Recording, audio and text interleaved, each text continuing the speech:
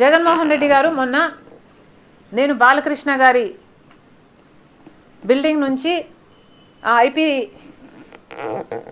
Address నుంచి నా మీద తప్పుడు ప్రచారం జరిగింది అని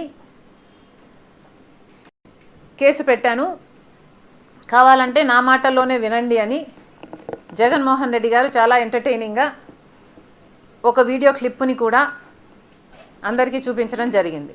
చాలా సంతోషం.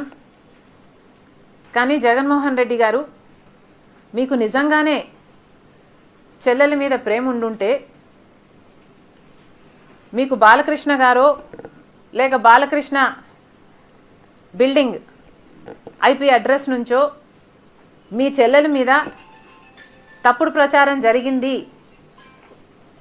అని మీరు నమ్మింటే, మీకు తెలుసుంటే, మరి మీరు 5 సంవత్సరాలు ముఖ్యమంత్రిగా ఉన్నారు కదా.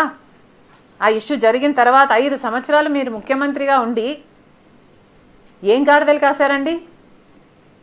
ఎందుకు ఎంక్వైరీ వేయలేదు బాలకృష్ణ మీద? మీరు ఇప్పుడు చెల్లెల మీద ప్రేమ ఉన్నట్టు మీరు మాట్లాడుతున్నారే. మీకు నిజంగానే చెల్లెల మీద ప్రేమ ఉంటే ఏ ఇష్యూ అయితే బాలకృష్ణ బిల్డింగ్ నుంచి అప్పుడు జరిగిందో ప్రభాస్కు నాకు సంబంధం ఉంది అని, అదే ఇష్యూని గత 5 సంవత్సరాలలో మీ సైతాన్ సైన్యం మీ సోషల్ మీడియాలో మీరు వాడుకోలేదా? నేను ఏ రోజైతే కేసు పెట్టానో, ఇలా జరిగింది, నా మీద తప్పుడు ప్రచారం జరుగుతుంది అని ఏ రోజైతే కేసు పెట్టానో ఆ రోజే నేను ప్రభాస్ అన్న వ్యక్తిని ఇంతవరకు చూడలేదు అని చెప్పాను. ఈ రోజుటికి కూడా నాకు ప్రభాస్ అంటే ఎవడో తెలియదు. ఈ రోజుటికి కూడా చెప్తున్నా, ఆ రోజు ప్రమాణం చేశాను నా బిడ్డల మీద నాకు సంబంధం లేదు ఆయనతో అని. ఈ రోజు మళ్ళీ చేయడానికి కూడా చెప్తున్నా, నాకు సంబంధం లేదు ఆయనతో.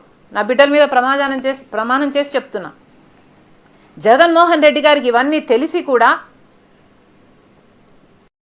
నాకు క్యారెక్టర్ లేనట్టు, నాకు ఆయనతో సంబంధం ఉన్నట్టు గత 5 సంవత్సరాలలో మీ సైతాన్ సైన్యం చేత ప్రాపగాండా చేయించలేదా? మీకా చెల్లెల మీద ప్రేమ ఉన్నది, సిగ్గుండాలి కదా.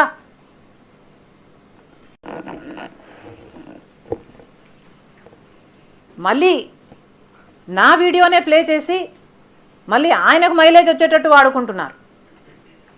అంటే నా వీడియో పనికొస్తుందన్నా మీరు వాడేసుకుంటారు. సో మీరు చెల్లెల్ని వాడేసుకుంటారు, మీరు తల్లి మీద కేసైనా పెడతారు, మీరు నాన్న పేరుని సిబిఐ ఛార్జ్ షీట్లో అయినా చేర్పిస్తారు. మీరు ఏమైనా చేయగలరు, మీకు మీరే సాటి సార్.